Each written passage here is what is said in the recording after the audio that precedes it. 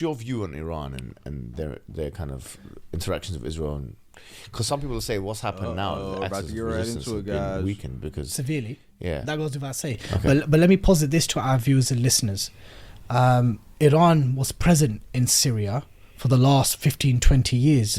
That didn't prevent a genocide in Gaza, did it? Iran was very much present in Syria. And Bashar al-Assad didn't do anything himself. Didn't do nothing himself. In fact, because a lot of the guys, sorry to cut you off, but a lot of the guys, they're like, what are these guys going to do? And it's been, as you mentioned, 2 weeks. But we know that's a hypothetical question, a futuristic question, but we already know the actual fact of the matter, which is that what did Bashar al-Assad do? Nothing. And let me posit this as well. If the Syrian rebels were truly American stooges and were American agents and were basically in the pockets of the US and Israel, how is it that for the last 20-30 years Israel has not bombed those said stockpiles and chemical weapons and naval fleet during Bashar's rule? That's because he never posed a threat. But some would say that the supply lines, for example, from Iran all the way through to Hezbollah, for example. Okay, we'll try telling Syrians who do not see the axis of resistance as the axis of resistance. They see them as the axis of oppression. Yeah, exactly. Try convincing 25 million Syrians. Do they make the argument that somehow the Iranians are arming Hamas as well? I mean, I'm yet to see. But how would it... Geographically. No, I asked Roshan this because Roshan presented this argument. He was like, the land route by which Iran used to provide weapons to Hezbollah. I'm like, but what weapons received Hamas? Yeah. How would they do it? Through the Mediterranean, or how would they do it? I wouldn't know. They only had the Philadelphia corridor, sir. Land route. There were definitely Iranian weapons reaching Hezbollah in Lebanon. There's no two ways about that. Question, yeah. But how much of those weapons were reaching the resistant groups in Gaza is highly questionable. Yeah, because it has to go all through Israel. Isn't it? Let's make no mistake. They've already stated that they received most of their weapons from Iran. Even Khalid Mishal, one of their spokespersons, has already stated they get it from the Philadelphia corridor, the border between Egypt and Gaza. And some of it comes from the Mediterranean. How are they going to do it? Or the Mediterranean, or how? Let's make no mistake. Yeah. That 1 year where Mohammed Morsi, rahimahullah, ruled for a year, the Rafah gate was just open. And in that 1 year, whatever was transferred to Gaza in preparation for whatever moves they were going to pull against Israel happened during that 1 year. And some have said that was his sadaqah jariyah to the Palestinians, to keep that Rafah gate open for a year. But someone could argue that he didn't engage in war with Israel, even despite the fact that Israel did actually bombard Gaza in his premiership. He played the key role of bringing a ceasefire and bringing an end to that. Something that Sisi's not been able to do in the last 14 months and doesn't even show any appetite to do that. But look, what were we talking about? We were talking about the left and our allies. Yeah, let's wrap up on this. Look, what do you think? They're not permanent What's your way of dealing with it? They're not permanent allies. Because I see, if it's got a ceasefire, open fire. Yeah. on one of them. Mr. Ahmed, I think. Yes. Sulaiman Ahmed, the ex-Space King, interesting individual, an obscure figure. He's also quite a active pro-Palestine individual, isn't he? Yeah. In the last 2 years, 3 years. But I encourage people to go onto the account and search how often he spoke about these said subjects before October the 7th. That's fine. People wake up and have different awakenings at different times.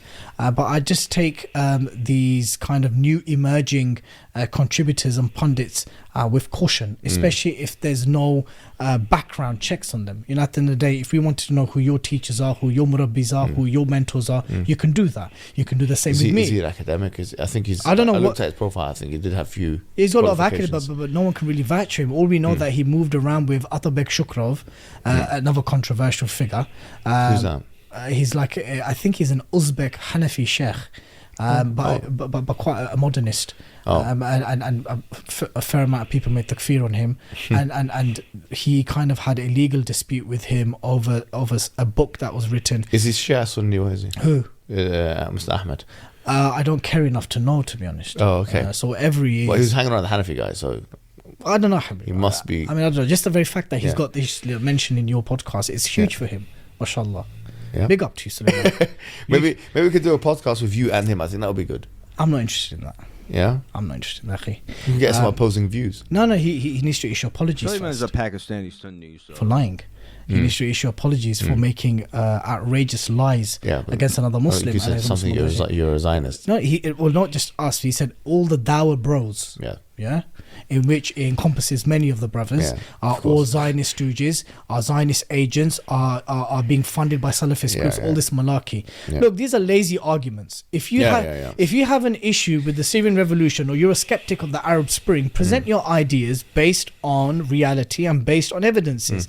To say that someone is an ISIS, Al Qaeda, NATO head chopper, it's just a lazy argument. To say that you're being funded by Saudi and you're that's what the Zionists are saying about, like, exactly, Hamas and those who support 100% the Palestinian resistance 100%. Or whatever it may be. And I'll posit one last thing to our allies on the left, right? How is it that you're absolutely cool with masked Islamists when it's the Gaza Palestinian type, but you have a problem when it's the Syrian type? Where's the consistency in this? Because would you say Hamas and HTS have a very similar ideology? No, because HTS is Asl roots, not now. Asl roots was Al Qaeda, wasn't it? Al Nusra. But they no longer speak. They're no longer. Different now, They come the transnational element of it, even the kind of theological approach to excommunication of these things. They've moved away from that. Yeah. So as it stands now, is there a similarity? Like, are they close to the Muslim Brotherhood? Yeah, with the type of pragmatism and diplomacy we're seeing from Mr. Sharad, he's definitely showing more indications of being an Ikhwani than he is a Salafi, to be honest.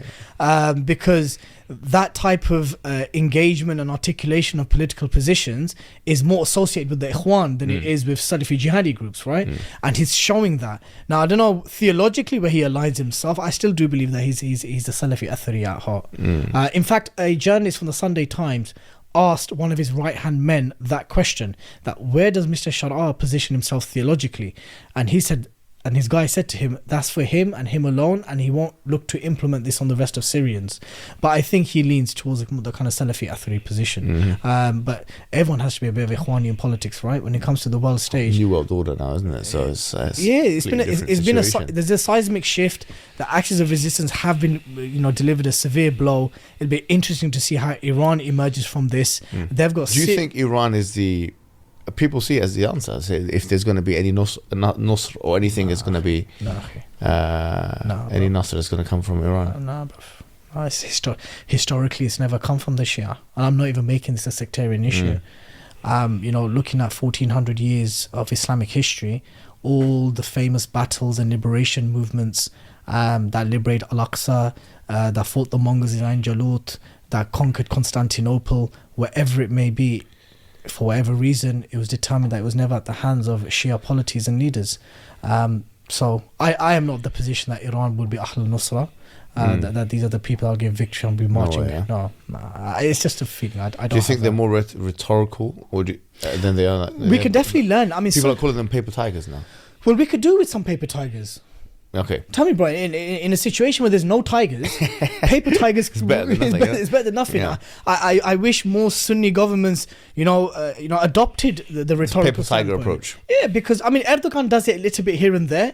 He does it here and there, but then his policies completely contradict what he does and says is massive protests. But I wish that more Sunni Arab Muslim governments took a more of a rhetorical stance, because that lays the foundations for future generations, right, Hijab? Yeah. Like, your objective could just be, I'm going to give a fiery speech and not actually deliver anything as a head of state. You don't know who in that audience. They know that most of those Arab states are not going to do anything like that. I'm saying that even if they did, Habib, there could be someone in that audience attentively listening that you could inspire. That could be the Salahuddin of tomorrow. That could be the Nuruddin Zinki of tomorrow. All right, man. So this guy Dilly has his whole imperative is to spread sectarian strife, especially what's going on in Syria. He wants to make it seem like, the people don't demonize Palestinian, the Hamas militants, but they do the Syrian. Well, yeah, the Hamas militants are fighting a genocidal entity that is, by every definition of the word, a justified response to an occupation and apartheid against the Palestinian Muslims in the region. The Syrian opposition is a Turkey-backed, CIA-funded Muslim Brotherhood organization that's, acting like they're freeing Syria, but really they're just making space for Turkey to attack the Kurds and to create sectarian strife, and then make Shias and stuff and other minority groups in Syria humiliate them on a daily basis. We're seeing videos coming out of Syria that are absolutely apprehensible. To even think that these people are freeing anything, like these people are even following anything that to do with Islam. And people like this guy won't call it out, man, because he's the same. He has a similar mindset to these clowns. And they hang on to this Erdogan character. First off, before you even say anything about Iran, right? First, you guys can't even, are not qualified to say anything about Iran, Hezbollah, any of the resistance groups that have been fighting Israel for the past year. You're not even qualified, nor even can even say anything. Let's just be honest with you guys, because they've done the year-long campaigns and military action that they've taken on Israel. They fired 200 ballistic missiles. And some of these people forget, like, these Iranian officials, there's over, they've killed the president there. They've killed the foreign minister. They've killed the top, members in the IRGC who have fallen due to their support of Hamas and Hezbollah and all these other resistance groups in the region. And they simply can't admit the fact, and the rest of the world sees this, right? Except for these two Salafi, I don't know what these Salafi wannabes, except for these two Salafis, right, who can't admit that Iran has done the most, I could say, for the Ummah, right? Simply because of sectarianism. They're Shia. Oh, they're Shia. They're not going to be able to conquer anything. Oh, history tells us the Shia don't conquer this. The Shia haven't had a caliphate, which there's been hundreds of caliphates, thousands of caliphates of Shia. The biggest one is the Fatimid Caliphate. So these guys are really tasked to spread sectarianism, and they hang on to this Erdogan guy. First of all, Erdogan does not care about the Palestinian issue. Never did, never will. I don't think I think he's more concerned with Kurdistan, because that'll be an economic blow to Turkey in the region.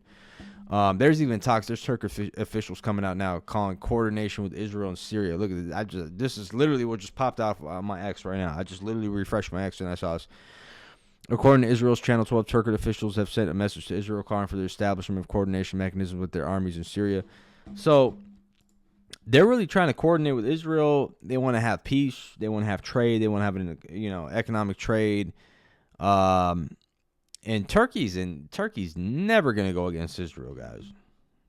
They will kick their ass out of NATO so quick. Turkey will become, worse than Somalia. So get the hell out of here with that shit. Turkey's never going to defend the Palestinian people. They're going to allow them to annex the West Bank, the Gaza Strip. No one cared about the Palestinian cause except for those who, can't really lose anything. People who don't go along with the global order, Russia, Iran, China. These people don't go along with the global order. They're at war with the global order, while Turkey's trying to be in bed with that shit. So you can't compare Iran to Turkey or any of these clown states, Egypt, Syria, any of these clown countries that do as they're told and bow down to American daddy. Just be real here, man. Yeah, man. So this is just my 2 cents with these guys. It's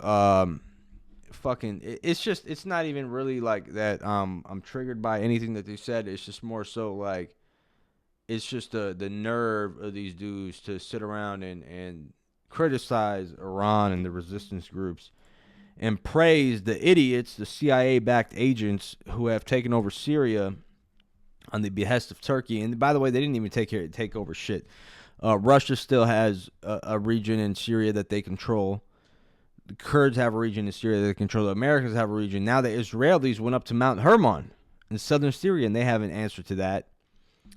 What are they really controlling? They're not gonna. No one's gonna invest in Syria, or this idiot. They have their leader and stuff. He's bringing all these Qatari officials and all these Emiratis and all these people from outside to invest in Syria.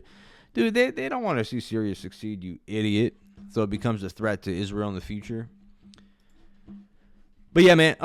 Anyways, man, let me know what you guys think in the comment section down below, man. Hit that like, hit that subscribe button, man. Hit that. Let me know what you guys think, man.